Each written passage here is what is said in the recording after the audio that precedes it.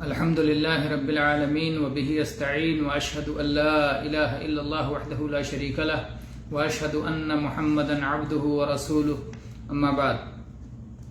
اللہ کا شکر ہے کہ اللہ تعالیٰ نے ہم کو یہ فضیلت والے ایام عطا فرمائے۔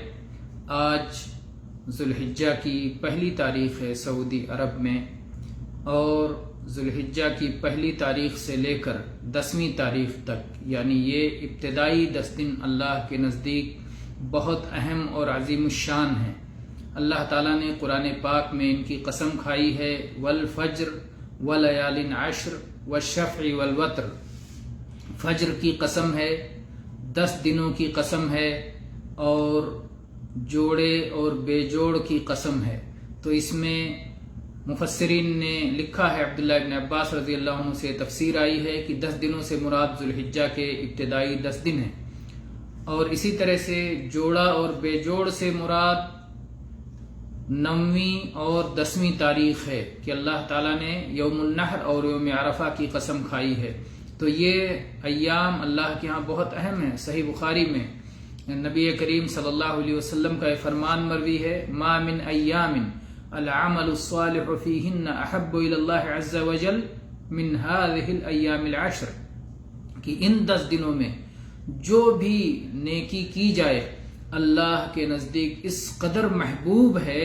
کہ بقیہ دنوں کی بڑی سے بڑی نیکی ان 10 دنوں کی نیکی کی برابری نہیں کر سکتی۔ تو یہ 10 دن بہت قیمتی ہیں، بہت اہم ہیں۔ اللہ تعالیٰ سے توفیق طلب کرنا چاہیے، اللہ تعالیٰ سے سوال کرنا چاہیے، دعا کرتے رہنا چاہیے کہ یا اللہ ان 10 دنوں سے ہمیں فائدہ پہنچائے، اور ہمیں بڑھ چڑھ کر کے ہر نیکی میں جو نیکی ہم سے ممکن ہو، میسر ہو،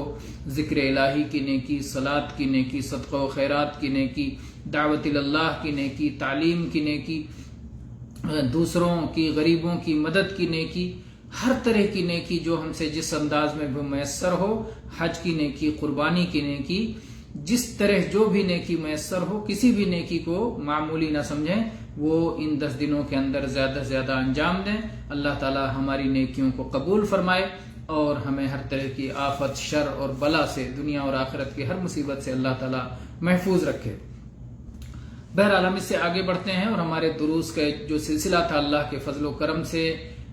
حج کے مسائل کا، وہ سلسلہ محظورات احرام تک پہنچ چکا ہے، اور محظورات احرام کے کئی محظورات ہم بیان کر چکے ہیں۔ آج انشاءاللہ ہم اس سلسلے کو مکمل کر دیں گے۔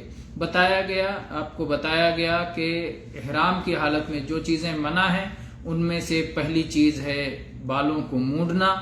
دوسری چیز ہے ناخن کا کترنا، اور تیسری چیز ہے مردوں کے لیے خاص طور پر سروں کا ڈھکنا، ٹوپی یا عمامہ وغیرہ پہننا،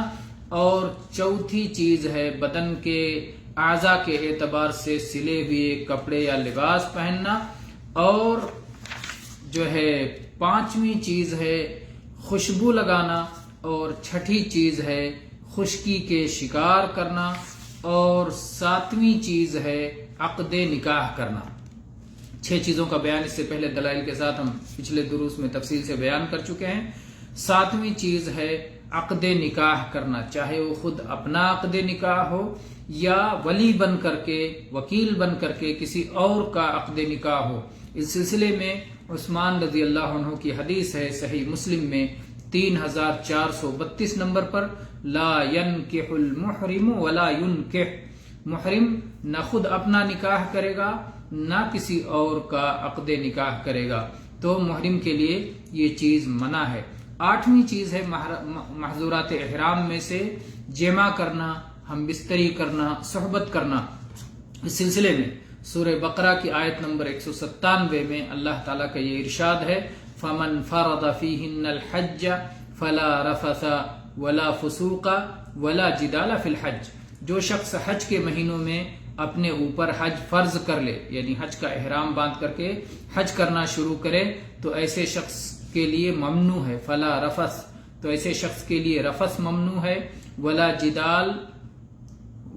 اور اس کے لیے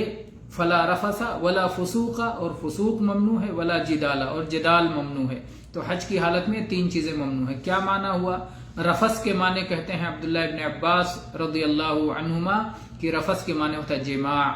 ہم بستری۔ بعض اہل علم نے کہا کہ صرف جماع ہی نہیں بلکہ اس کے مقدمات، اس سے پہلے جو چیزیں ہوتی ہیں وہ سب بھی اس کے معنی میں داخل ہیں۔ اور اللہ تعالیٰ نے رمضان کے آیات میں ذکر کیا احل لکم لیلۃ الصیام الرفث الی نسائکم، رمضان کی راتوں میں اپنی بیویوں سے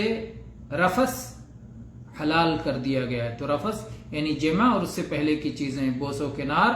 اور مباشرت وغیرہ ساری چیزیں اللہ نے حلال کی ہیں رمضان کی راتوں میں۔ احرام کی حالت میں دن ہو یا رات ہو یہ چیزیں حرام ہیں، اور اگر کوئی شخص اس حرام کا ارتکاب کر لے تحلل اول سے پہلے،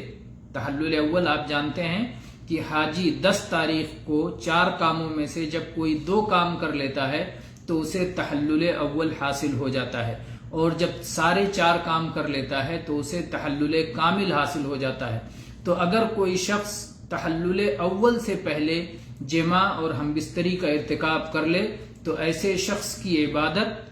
برباد ہو جائے گی، اس کا حج خراب ہو جائے گا، لیکن حج خراب ہونے کے باوجود اس پر فرض ہوگا کہ وہ اپنا حج مکمل کرے، اسی حالت میں وہ اپنا حج مکمل کرے، کیونکہ اللہ تعالیٰ نے حج اور عمرہ کو بیچ میں چھوڑنے کی اجازت نہیں دی ہے، چاہے جو حالت ہو اسے مکمل کرنا ہے۔ سورہ بقرہ کی آیت نمبر 196 میں اللہ تعالیٰ نے فرمایا وَأَتِمُّ الْحَجَّ وَالْعُمْرَةَ لِلَّهِ،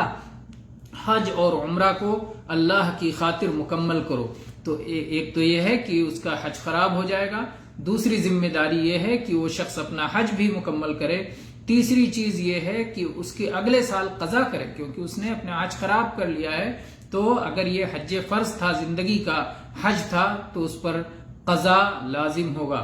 اور اسی طرح سے اس کے اوپر ایک اونٹ ذبح کرنا لازم ہوگا۔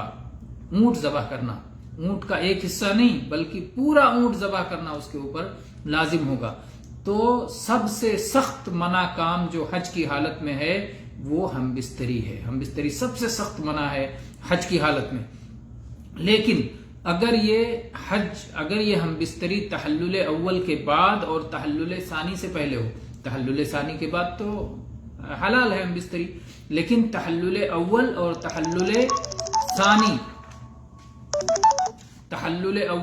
تحلل ثانی کے درمیان اگر ہو، یعنی تحلل اول کے بعد ہو، تو ایسی صورت میں حج خراب نہیں ہوگا، البتہ اس کے اوپر دم ہوگا کہ وہ ایک بکری ذبح کرے۔ تو یہ کل 8 ممنوع چیزیں ہوئیں۔ 9واں ممنوع کام ہے کہ فرج سے کمتر میں مباشرت کرے، یعنی ہم بستری تو نہ کرے لیکن صرف بوس و کنار کرے، صرف گلے سے لگائے، صرف چمٹائے شہوت کے ساتھ میں، تو یہ بھی منع ہے محرم کے لیے، اس لیے کہ رفث کے معنی میں جیسا کہ میں نے بتایا کہ یہ چیزیں بھی آتی ہیں، جو چیزیں جمع کی طرف دعوت دینے والی ہوں وہ ساری چیزیں رفث کے معنی میں آتی ہیں۔ بوس و کنار کرنا، مباشرت کرنا، چمٹانا، اشارے کنائے کرنا، ایسی باتیں کرنا جو جمع کی طرف لے جاتی ہیں، یہ سب کے سب حج کی حالت میں حرام ہے۔ پھر 2 چیزیں اور اللہ تعالیٰ نے فرمایا فَلَا رَفَثَ وَلَا فُسُوقَ وَلَا جِدَالَ فِي الْحَجِّ۔ رفث کا معنی معلوم ہو گیا کہ جمع اور اس سے پہلے کی چیزیں، اور فسوق کا معنی ہوتا ہے ہر طرح کے گناہ اور معصیت کے کام۔ ظاہر بات ہے گناہ اور معصیت کے کام ہمیشہ منع ہے، لیکن احرام کی حالت میں زیادہ سخت منع ہے، کیونکہ اس حالت میں یہ نیکی کا وقت ہے اور اللہ سے قریب ہونے کا وقت ہے اور یہ گریہ وزاری کا وقت ہے، تو اس میں گناہ کی طرف جانا سخت منع ہے۔ اور جھگڑے لڑائی، جدال، جھگڑے لڑائی، بحث و مباحثہ کرنا یہ منع ہے، لیکن اگر کبھی حق کے بیان کے لیے اور بھلائی کا حکم دینے کے لیے اور برائی سے روکنے کے لیے اس کی ضرورت ہو تو یہ منع نہیں ہے۔ وَجَادِلْهُمْ بِالَّتِي هِيَ أَحْسَنُ کا حکم ہر وقت کے لیے عام ہے، اس میں حالت احرام بھی داخل ہے۔